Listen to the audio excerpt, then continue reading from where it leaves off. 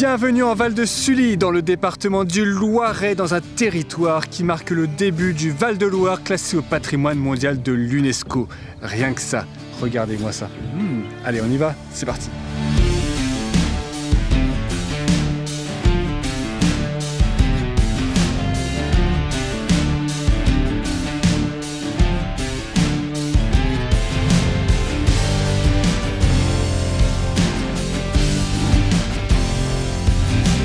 Je commence ce séjour de la meilleure façon possible puisque je vais aller dans les airs pour observer les paysages de la Loire. Regardez-moi ça, on a des conditions idéales. On va partir en montgolfière.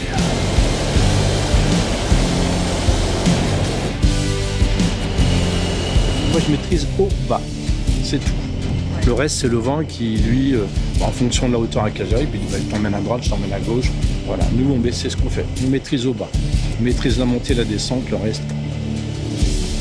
Cet incroyable vol en montgolfière m'a permis de bien identifier les trois types de paysages qu'on peut trouver dans le Val de Sully, à savoir au sud la Sologne avec les étangs et les forêts à perte de vue, au nord l'énorme forêt d'Orléans et au centre majestueuse la Loire. Moi je pouvais pas venir au bord de la Loire sans faire un tour de vélo et explorer ses abords, c'est absolument impossible. Et je crois que j'ai très bien fait parce que je suis pas un grand fan de vélo, même si j'aime bien ça. Et là c'est vraiment tout plat, donc c'est un régal. Et puis regardez-moi ce paysage. Bon, j'ai quand même réussi à me paumer, alors que ça doit être l'endroit le plus balisé au monde, parce que c'est le parcours de la Loire à vélo. Mais j'ai réussi à trouver des petits chemins, en même temps c'est bien parce que j'ai trouvé des petits coins secrets qui étaient vraiment ravissants. Allez, je continue mes explorations. Après le vélo, j'ai prolongé le plaisir en randonnant le long des berges de la Loire dans différents endroits du territoire et notamment autour d'espaces naturels sensibles, blindés d'oiseaux avec notamment ces héronières magnifiques et les bancs de sable sur la Loire au coucher de soleil, c'est juste incroyable. Bon, je crois que je me suis trouvé l'endroit idéal pour le coucher du soleil dans le Val de Sully. Ce pont ferroviaire, cet ancien pont ferroviaire et donne une vue incroyable sur la Loire. C'est magnifique et puis j'en profite pour me faire un petit apéro. Allez, bon appétit.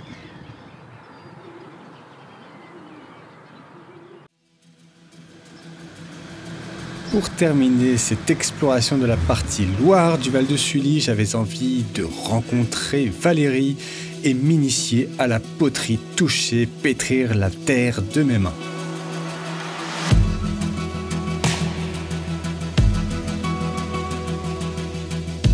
Premier test pour moi. Allez, c'est parti. Valérie a quand même fait le centrage parce que ça c'est quand même assez difficile au début. Comment on fait déjà? Le principal c'est d'être le plus fixe possible. Putain, je suis concentré, un truc de fou. Est-ce que tu respires? À peine. Bah, c'est très agréable. Ouais, le toucher, ouais. Moi j'aime bien ces activités, on est vraiment concentré à sa tâche, on pense pas à autre chose. Ça fait du bien aussi de débrancher ça, entre guillemets. Enfin, pas le débrancher, au contraire, il est à fond, mais sur un truc. Il est dans tes mains, quoi, en fait.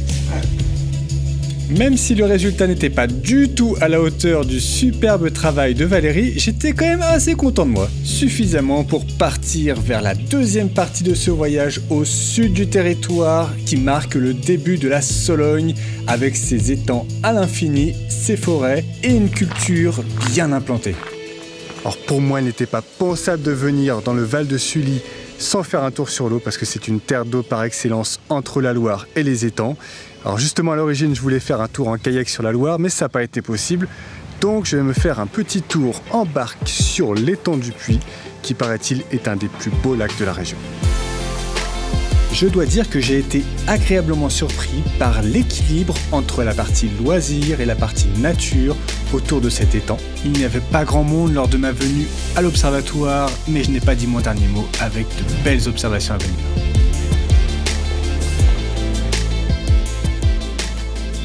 On peut pas dire que je sois un grand matinal, mais quand il s'agit de faire de l'observation animalière, alors là, je suis bien motivé. Donc il est 6 h du matin, je suis à Villemurlin, sur une randonnée qui s'appelle Sur les traces du gibier, qui alterne entre bois et champs. Donc c'est le moment idéal pour se donner toutes les chances de voir des animaux. Un bon moyen pour repérer s'il y a des passages d'animaux, du gibier, c'est de repérer ce qu'on appelle les sentes. Vous voyez ici, c'est clair, c'est pas les humains qui font ça parce qu'ils seraient bien trop petits. Donc il y a un passage, je sais pas de quoi, peut-être des sangliers, d'autres choses. Mais en tout cas, il y a du gibier, ça c'est sûr. Alors si vous avez envie de faire de l'observation animalière comme moi, mais que vous n'êtes pas un pro comme moi, les petits conseils à savoir, c'est d'être évidemment le plus discret possible, hein, c'est le facteur clé, de s'habiller de couleur sombre, en couvrant si possible le visage et les mains, et puis d'y aller aux bonnes heures, hein, donc très tôt le matin, c'est l'idéal, ou tard le soir au coucher du soleil, au moment où c'est plus calme et au moment où les animaux du coup vont être le plus actifs pour aller se nourrir, et c'est là qu'ils vont sortir un petit peu en milieu découvert.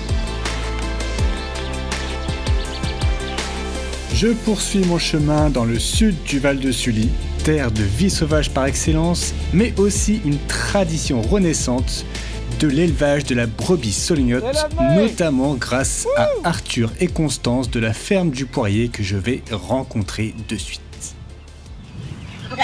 On est donc sur une race plein air intégrale. Elle agnelle toute seule et ça je crois que ça fait aujourd'hui partie vraiment des choses qui sont importantes.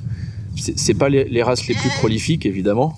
Si tu veux aller chercher de la performance, ça sera toujours au détriment de la rusticité.